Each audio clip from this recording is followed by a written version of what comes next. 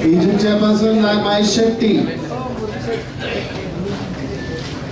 Past International Director Narendra Ji Bhandari, Keynote Speaker Sudhaji Kankriya,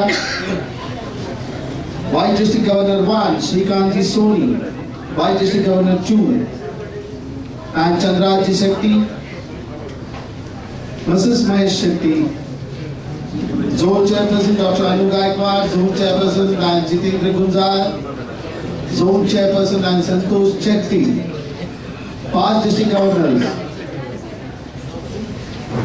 Jitendra Mehta, Dr. Anil Toshniwal, Raj Muchal,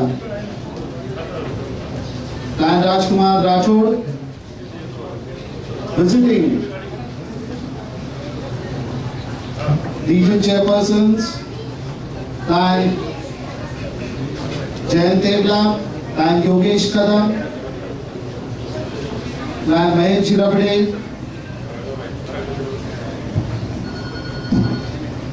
Dhananjay Kadare, and all the presidents, members, and lovely lands of this region. The region conference, Serve and Joy. मला सगळ्यात आनंद वाटतोय या region कॉन्फरन्सचं उद्घाटन करताना, कारण ही region conference मनाने,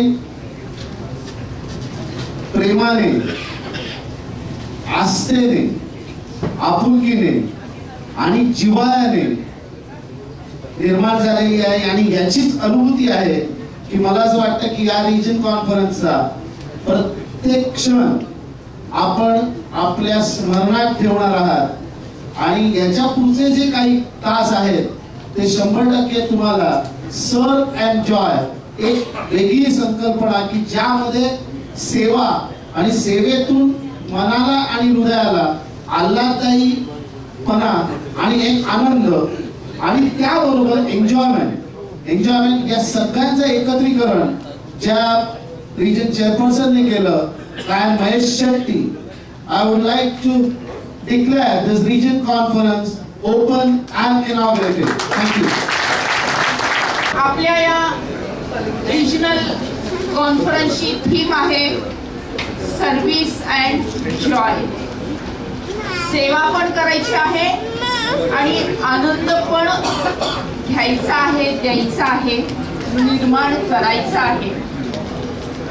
असं म्हटलं जातं की stress is equal to stimulus divided by response.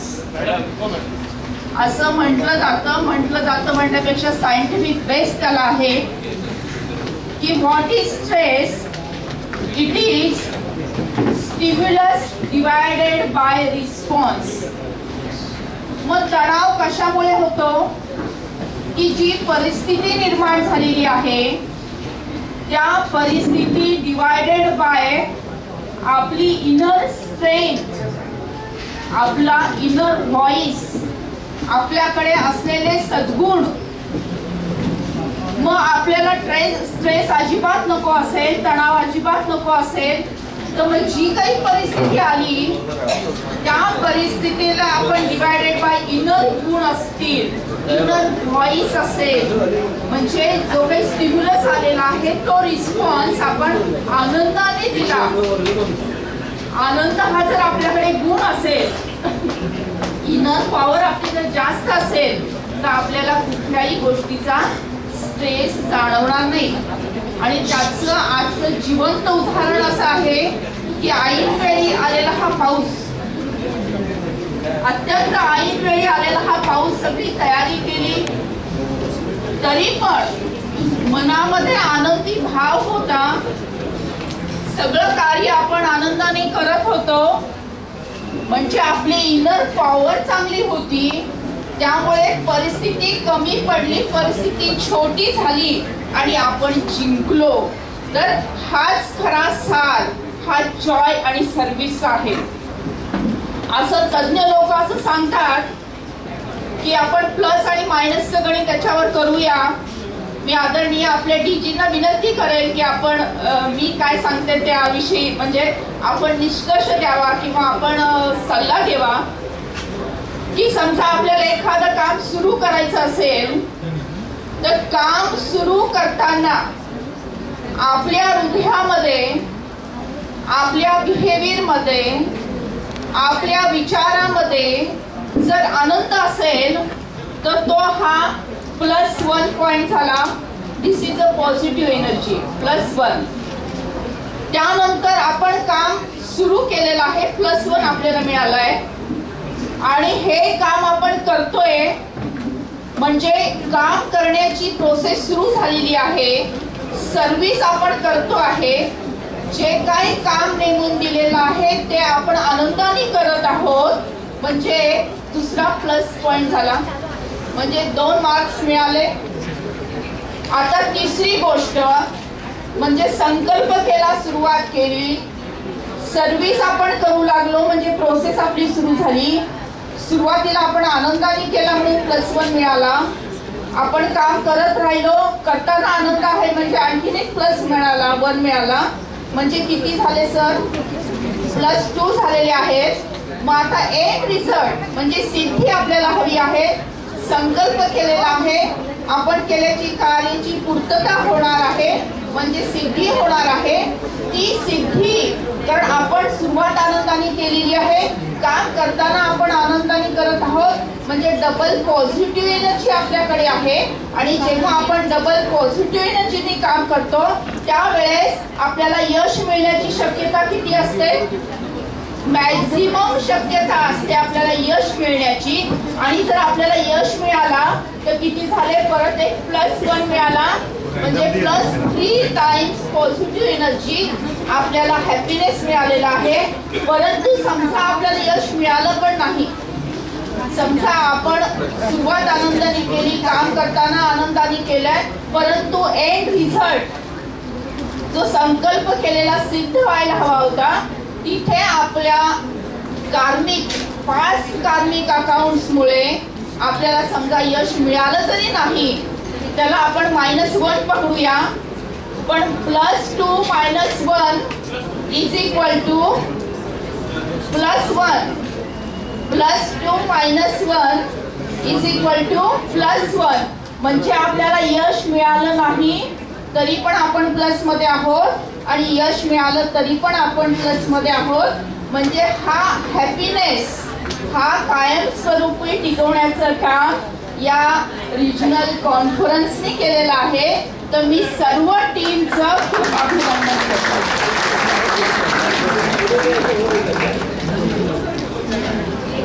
आज मला दिलेला विषय आहे स्त्री जन्माचे स्वागत करा, पॉझिटिव्ह अप्रोच. असं आपल्याला म्हणायचं नाही की स्त्री भ्रूण हत्या करू नका, असं म्हणण्यापेक्षा स्त्री जन्माचे स्वागत करा असा पॉझिटिव्ह ॲटिट्यूड आपण मनामध्ये घेतलेला आहे. एक पॉझिटिव्ह थॉट निर्माण झालेला आहे, एक पॉझिटिव्ह एनर्जी निर्माण झालेली आहे आणि ती एनर्जी घेऊन आपण काम करणार आहोत. तर स्त्री जन्माचे स्वागत करा अशी म्हणण्याची वेळच का यावी? कधी आपण ऐकलंय का की पुरुष जन्माचं स्वागत करा असं कधी कोणी म्हटलेलं ऐकलेलं आहे का? नाही. कारण आपण आपल्या समाजामध्ये पाहतोय की मुलगा झाला की आपोआप आनंद होतो, पेढे वाटले जातात, व्हॉट्सअपवर इतर माध्यमातून मेसेज पास ऑन होतात. पण मुलगी झाली मात्र की सगळे उदास होतात, निराश होतात, अनहॅपी होतात. आपल्याला असं वाटेल की हे फक्त खेडोपाडी होतं, असं नाही. श्रीमंत घरात, अति श्रीमंत घरामध्ये सुद्धा हीच परिस्थिती आहे. मध्यंतरी NRI जे काही नागरिक आहेत त्यांचा एक सर्वे करण्यात आला. त्यांना हा प्रश्न विचारण्यात आला की आपल्याला मुलगा हवा आहे की मुलगी हवी आहे आणि आपल्याला मुलगी झाल्यानंतर आनंद होणार आहे का? तर 87% परिवारांनी असं सांगितलंय की आम्हाला मुलगाच हवा आहे आणि मुलगी झाली तर आम्हाला नक्कीच वाईट वाटेल. म्हणजे अति श्रीमंत घरामध्ये सुशिक्षित घरामध्ये सुद्धा हीच परिस्थिती आहे. म्हणजे एकंदरीत समाजामध्ये मुलगाच हवा हा अट्टहास आहे, मुलीला नकार दिलेला आहे. आणि समाजामध्ये दोन मोठे गैरसमज आहेत. पहिला गैरसमज आहे की मुलगा हाच वंशाचा दिवा आणि मुलगी मात्र पराया धन. मग मुलाला वंशाचा दिवा का म्हणतात याचा जर आपण समाजशास्त्राच्या दृष्टीने अभ्यास केला तर 4 कारणं पुढे येतात की मुलगा शिकतो, मुलगा कमावतो, मुलगा म्हातारपणाची काठी होतो आणि शेवटी अग्नी देण्यासाठी मुलगा लागतो असं समाजशास्त्र सांगून जातं. पण आज आपण तुलनात्मक अभ्यास करूयात. आज मुलगा शिकतो, मुलगी पण शिकते. आज इथे आपण पाहिलं की 2 क्लबचे प्रेसिडेंट आमच्या 2 ताई इथे होत्या. सरपंचांपासून राष्ट्रपती पदापर्यंतची सगळी जबाबदारी यशस्वीरित्या पार पाडताना आमच्या ताई सगळ्या काम करत आहेत हे आपण पाहतोय. म्हणजे मुलगा शिकतोय, मुलगी पण शिकती आहे आणि रिझल्ट जर आपण पाहिलं तर अधिक गुणवत्तेने तिची बुद्धिमत्ता तिने सिद्ध केलेली आपल्याला दिसते. म्हणजे मुलगा शिकतो, मुलगी पण शिकते, मुलगा कमावतो, मुलगी पण कमावते, इंजिनियर होते, डॉक्टर होते, वकील होते आणि सगळ्या प्रकारची पद ती जबाबदारीने निभावताना ती दिसते. म्हणजे ती पण कमावते. आता कदाचित कोणाच्या मनात असा प्रश्न निर्माण होईल की घरात असलेली गृहिणी ती काय कमावते. तर असा जर प्रश्न कोणाच्या मनामध्ये आला तर त्याला उत्तर असं आहे की घराला घरपण देणारी आई असते, वास्तूचं मंदिर करणारी आई असते, मुलांना संस्कार देऊन अवघी पिढी घडवणारी आई असते. आई पहिली गुरु आहे, आई पहिली पाठशाळा आहे. एवढंच कशाला, वात्सल्य नावाच्या जागतिक विद्यापीठाची कुलगुरू कोण असेल तर ती आई आहे. आणि म्हणून म्हणतात की स्वामी तिन्ही जगाचा आई विना भिकारी. म्हणजे असेल तो स्वामी तिन्ही जगाचा पण त्याच्याकडे जर आई नसेल तर तो भिकारी असणार आहे. एवढी आईची किंमत आहे, एवढं आईचं कर्तृत्व आहे की जे कुठल्याही फुलपट्टीने मोजता येणार नाही, कुठल्याही तराजूने तोलता येणार नाही. म्हणजे हिचं जे कर्तृत्व आहे, म्हणजे आपण असं म्हणतो की तो कमावतो तर ती पण कमावते. तो म्हातारपणाची काठी होतो. इथे मात्र प्रश्न चिन्ह लावावं लागेल. कारण एवढे वृद्धाश्रम निर्माण झाले असते का? सरकारला कायदा करावा लागला असता का की आपण आई वडिलांना सांभाळलं नाही तर अमुक शिक्षा होईल असं सांगावं लागलं असतं का? नाही. खरं म्हणजे आपला देश श्रावण बाळाचा इतिहास सांगणारा देश आहे. आज मला वाटतं की लायन जे काही आज इथे उपस्थित असेल ते सगळे श्रावण बाळ असावेत. परंतु अनेक ठिकाणी आपण पाहतोय की श्रावण बाळ आपल्याला शोधावे लागतात, तेव्हा आपल्याला काही श्रावण बाळ सापडतात. नाही असं नाही.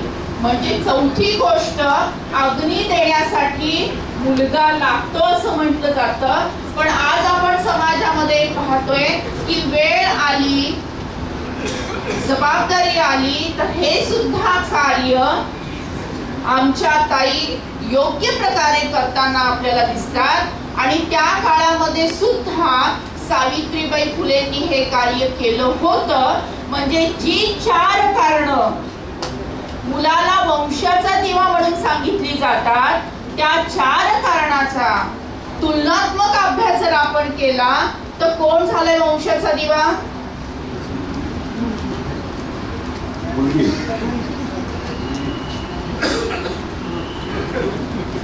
सगळे म्हणतात मुलगी झाली वंशाचा दिवा. निसर्गाने या जगाच्या पाठीवर दोन शक्ती निर्माण केलेल्या आहेत. एक शक्ती पुरुषांची शक्ती आहे तर दुसरी शक्ती स्त्रियांची शक्ती आहे. आणि निसर्गाने या दोघांनाही वेगवेगळी अशी शक्ती स्थळं बहाल केलेली आहेत. आईकडे आहे मातृशक्तीचा आविष्कार आणि निर्माण करण्याची शक्ती आणि पुरुषांकडे आहे पराक्रम, आक्रमकता, पुरुषार्थ, कणखरपणा. आणि या दोन्ही शक्ती एकमेकांना पूरक अशा शक्ती आहेत. दोन्ही शक्ती एकमेकांशिवाय अधुऱ्या असणाऱ्या शक्ती आहेत. एका छोट्या कवितेतून हा विषय मी मांडलेला आहे. कवितेचं नाव आहे तो आणि ती. तो म्हणजे पुरुष आणि ती म्हणजे स्त्री. तो मंत्र असेल तर ती पूजा आहे. तो मंत्र असेल तर ती पूजा आहे. ती आरती असेल तर तो प्रसाद आहे. तो मंत्र असेल तर ती पूजा आहे. ती आरती असेल तर तो प्रसाद आहे. तो मेंदू असेल तर ती बुद्धी आहे. तो विचार असेल तर ती कृती आहे. तो माणूस असेल तर ती माणुसकी आहे. तो संस्कार असेल तर ती संस्कृती आहे. तो दसरा असेल तर ती दीपावली आहे. आणि तो तिळगुळ असेल तर ती संक्रांत आहे. मंत्र म्हटल्याशिवाय पूजा पूर्ण होत नाही.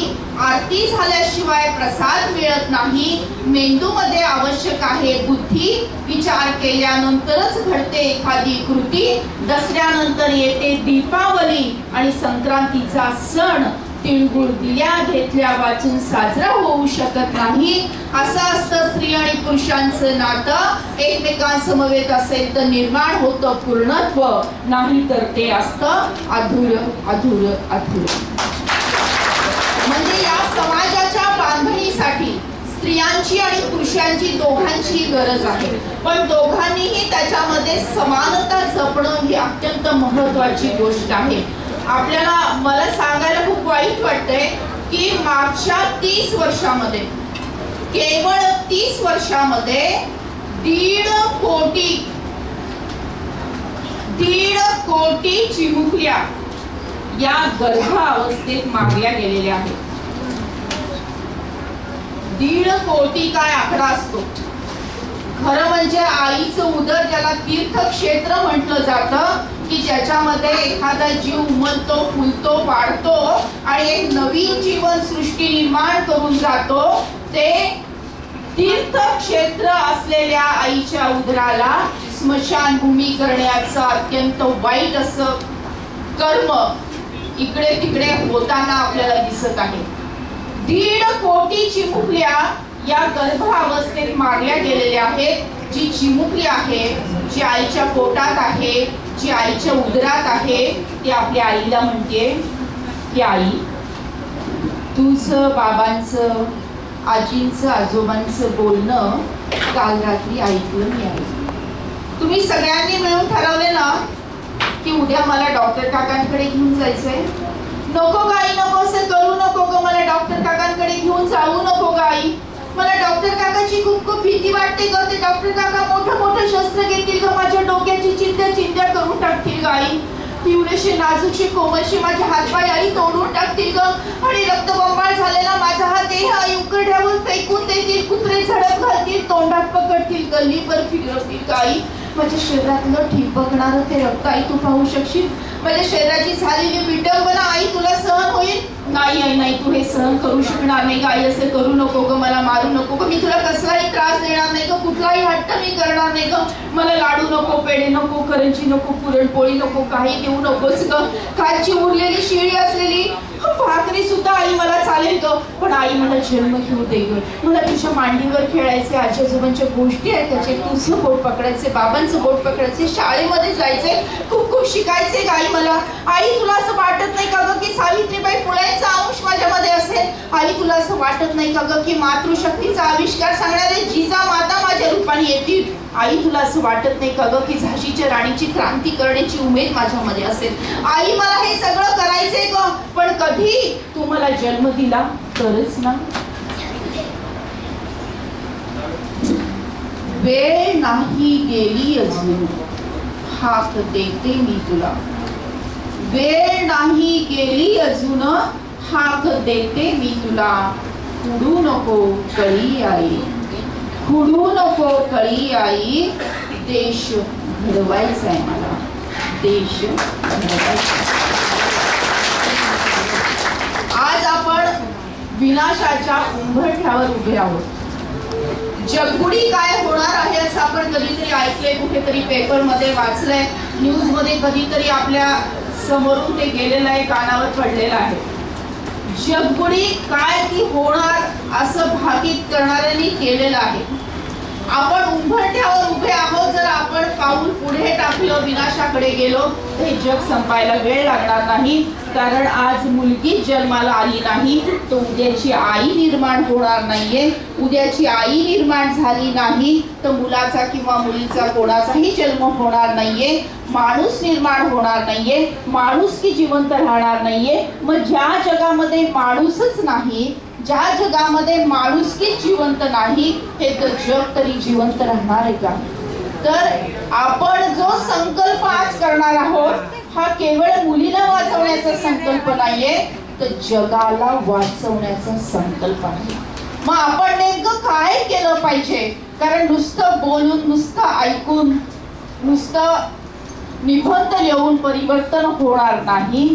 तर परिवर्तन होण्यासाठी ऍक्शन केली पाहिजे, कृती केली पाहिजे. मग आपण काय करू शकतो? त्यासाठी एक 11 कलमी कृती कार्यक्रम आहे, 11 पॉइंट ऍक्शन प्लॅन. त्याचा धावता आढावा मी 4 मिनिटात घेणार आहे. आणि त्यानंतर लायन्स क्लबनी पण काहीतरी नियोजन केलेलं आहे संकल्प करण्याचा. त्याविषयी मी आपल्याला 1 ते 2 मिनिटांमध्ये सांगणार आहे. 11 कलमी कृती कार्यक्रम, त्यातला पहिला कलम आहे संकल्प करणे. कारण आता आपण पाहिलं की काही आपण ठरवल्याशिवाय आपली काही कृती होत नाही. म्हणजे संकल्प करणं महत्वाचं असतं. तर म्हणजे थोडक्यात आपण त्याला ठराव म्हणूयात. मग कुठल्या कुठल्या प्रकारे आपण संकल्प करू शकतो? तर प्रत्येक लायन्स क्लबचा एक संकल्प असू शकेल, लायनेस क्लबचा संकल्प असू शकेल. आपण ज्या गावात काम करतो तिथल्या अनेक बचत गटांचा, महिला मंडळांचा, पतसंस्थांचा, साखर कारखान्यांचा, नगर परिषदेचा, महापालिकेचा, ग्रामपंचायतीचा, अशा अनेक प्रकारचे ठराव आपण घेऊ शकतो. त्या ठरावामध्ये 2 भाग असतात. पहिला भाग की आम्ही सगळेजण असा संकल्प करत आहोत की आमच्या परिवारामध्ये एकही स्त्री भ्रूण हत्या होणार नाही आणि प्रत्येक स्त्री जन्माचे आम्ही स्वागत करू. आणि हे स्त्री जन्माचे जे स्वागत आहे त्याला आपण कन्या जन्म आनंद सोहळा असं म्हणायचं आहे. कारण आपल्याला माहिती, आता आपण पाहिलं की मुलाच्या जन्माचं स्वागत होतं, बरोबर आहे, ते झालंच पाहिजे, पण तेवढ्याच प्रमाणात मुलीच्या जन्माचं सुद्धा स्वागत झालं पाहिजे. मग मुलीला जपलं देणं आहे, आईची खणा नारळाने ओटी भरणं आहे आणि सासूबाईंना सुद्धा फूल आणि नारळ देणं, याला कन्या जन्म आनंद सोहळा असं म्हणतात. पण त्याच्यामध्ये लोक सहभाग आवश्यक आहे. आपण एखाद्या रिजनचं उदाहरण घेऊ. आपण आता लायन्स क्लब रिजन, आज जो आपण सगळेजण 13 क्लब एकत्र जमलेलो आहोत, तर या 13 क्लब मध्ये मिळून साधारणतः किती फॅमिलीज असतील? चालत सांगता येईल?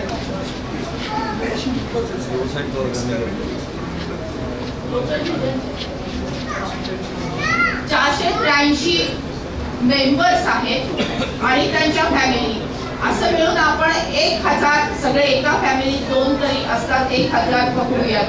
तर या 1000 फॅमिली म्हणजे 1000 जणांच्या कुटुंबियांमध्ये जर मुलीचा जन्म झाला तर प्रत्येकाने काहीतरी कॉन्ट्रीब्युशन केलं पाहिजे आणि त्या कॉन्ट्रीब्युशन मधून कन्या जन्म आनंद सोहळा साजरा केला पाहिजे.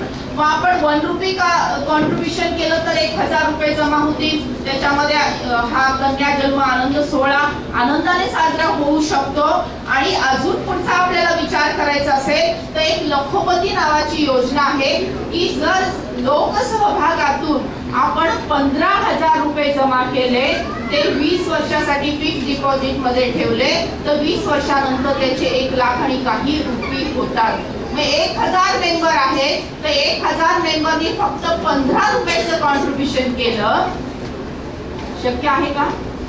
15 रुपये शक्य आहे का? या कुटुंबांमध्ये जर मुलीचा जन्म झाला तर प्रत्येकाने 15 रुपयाचं कॉन्ट्रीब्युशन केलं तर प्रत्येक मुलगी ही लखोपती होणार आहे. मग अशा प्रकारचा लखोपतीचा ठराव आज आपण घ्यायचा का? हात वर करा, कोणाकोणाला घ्यायचा आहे? 100% हात वर आलेले आहे. डीजी सर, तर अशा प्रकारचा ठराव आपण घेऊ शकतो. हा पहिला कलम आहे. दुसरा कलम आहे आपल्या गावातला सेक्स रेशो माहिती करून घेणं. तिसरा कलम आहे लोकसहभाग. चौथा कलम आहे फक्त मुली असलेल्या परिवारांचा सन्मान. 5वा कलम आहे मुलगी चाहे पण ती दोन्ही घरी उजेड देती. 6वा कलम आहे नकोशीला करूया हवीशी. आपल्या गावामध्ये आपल्या आजूबाजूला कुठे नकोशी नावाची मुलगी सापडली तर तिला हवीशी कशा प्रकारे करायचे त्याची माहिती पत्रिका मी तुम्हाला देणार आहे. आणि तुम्ही मला फोनवर सुद्धा कॉन्टॅक्ट करू शकता, कारण तो सांगायला आपल्याकडे तर वेळ नाहीये. त्यानंतरचा कलम आहे 7वा कलम युवा पिढीचा सहभाग. सगळ्या कॉलेजमधल्या युवक आणि युवतींचा सहभाग या चळवळीमध्ये आपल्याला घ्यायचा आहे. 8वा कलम आहे 8वा फेरा स्त्री जन्माच्या स्वागताचा. प्रत्येक घरामध्ये विवाह संस्कार होत असतात, म्हणजे विवाह सोहळे होत असतात. त्यावेळेस एक आपल्याला लक्षात ठेवायचं आहे की 7 फेऱ्यानंतर स्त्री जन्माच्या स्वागताचा 8वा फेरा आपण घेऊ शकतो. त्याचा मंत्र असा आहे की लेका एवढीच लेक ही भारी, लेका एवढीच लेक ही भारी, हाच संदेश घरोघरी, 8वा फेरा घेऊया, स्त्री जन्माचे स्वागत करूया. असा छोटासा मंत्र निमंत्रण पत्रिकेमध्ये छापायचा, बॅनर करून मंडपामध्ये लावायचा आहे आणि 8वा फेरा पंडितजींच्या सहाय्याने तो घ्यायचा आहे आणि सगळ्या वराडी मंडळींना त्याप्रमाणे सांगायचं आहे. मला सांगण्याचा आनंद होतो की पुणे जिल्ह्यानंतर 8वा फेरामध्ये सोलापूर जिल्ह्याचा नंबर 1 लागतो आणि पुणे जिल्ह्याचा नंबर 2 लागतो 8व्या फेऱ्यामध्ये. मला वाटतं आज पुणेकरी आज इथे उपस्थित आहेत की जुन्नर तालुक्यामध्ये चांगल्या प्रकारे या 8व्या फेऱ्याला छानसा रिस्पॉन्स मिळत आहे. आपणही आपल्या परिवारामध्ये जेव्हा लग्न सोहळे होतील तेव्हा याचा विचार करायचा आहे. 9वा कलम आहे ANC ट्रॅकिंग. 10वा कलम आहे सोनोग्राफी मशीन शाब्दी वरदान. आता आपण काल परवा पेपरमध्ये वाचतोय की सोनोग्राफी मशीनवर अमुक म्हणजे सेक्स डिटर्मिनेशन केले आणि सिलेक्टिव्ह अबॉर्शन झालं तर त्यासाठी PCPNDT कायदा आहे आणि त्या कायद्यांचं उल्लंघन झालं तर मग शिक्षा होते. हे आता आपल्याला समजायला लागलंय. कायदे खूप कडक झालेले आहेत, पण एक समाज म्हणून आपणही आपलं कर्तव्य त्या दृष्टीने करायचं आहे. त्याची एक हेल्पलाईन आहे, ती हेल्पलाईन सुद्धा मी माहिती पत्रिकेच्या माध्यमातून आपल्याला देणार आहे. त्याचे 2 प्रकारे आपल्याला उपयोग करता येतात की कुठल्या सोनोग्राफी केंद्रावर अशा प्रकारची ऍक्टिव्हिटी म्हणजे चुकीची ऍक्टिव्हिटी होत असेल तर आपण त्या फोनवर कळवू शकतो, किंवा एखाद्या सुनबाईंना जर कुणी जबरदस्ती करत असेल की तू सोनोग्राफी करून मुलगा मुलगी आहे का तू पहा आणि मुलगी असेल तर अबॉर्शन कर, असं कोणी जबरदस्ती करत असेल तर त्या परिवाराचं सुद्धा नाव आपण या हेल्पलाईनवर सांगू शकतो. त्याच्यावर ताबडतोब दखल घेतली जाते. याचाही आपल्याला एक समाज म्हणून या गोष्टीला पाठिंबा द्यायचा आहे. आणि 11वा कलम आहे सामूहिक शपथ. एक रेझोल्युशन आहे जे आपल्या विजनतर्फे मी काहींना कमिट केलं होतं. आपले सगळे अध्यक्ष सेक्रेटरी हे क्लबमध्ये घेऊन आपल्याला काही त्याची कॉपी द्यायची आहे. मी थोडक्यात रेझोल्युशन वाचतो. We the members of Lions Club International Vision 3 District 323D2 hereby pledge to be a part of Save Girl Child Mission in our society by celebrating the birth of girl child. We always say no to sex discrimination and selective abortion. We promote the education of girl child by offering her financial support for financially weak families.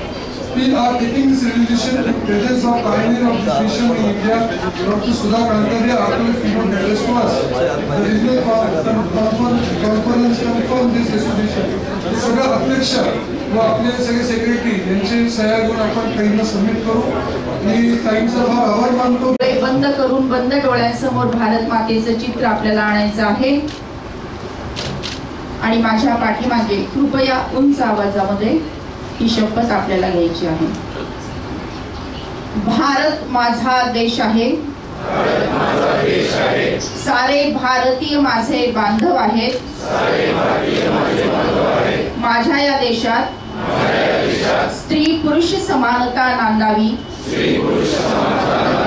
यासाठी मी सदैव प्रयत्न करेन.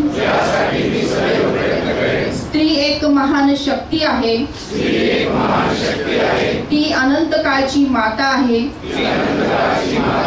मुलगा वंशाचा दिवा असेल तर मुलगी वंशाची पणती आहे. तिचा आदर सन्मान मनापासून करणे हे माझे कर्तव्य आहे. मी हुंडा देणार नाही. मी हुंडा घेणार नाही. मी स्त्री भ्रूण हत्या करणार नाही. करू देणार नाही. मी स्त्री जन्माचे स्वागत करेन. त्याविषयी जनजागृती करेन. अशी शपथ सर्वांच्या साक्षीने आम्ही घेत आहोत. हात खाली घ्यायचा आणि भारत मातेचा जय जयकार हात उंच करून उंच आवाजात भारत माता की जय. वंदे मातरम. धन्यवाद.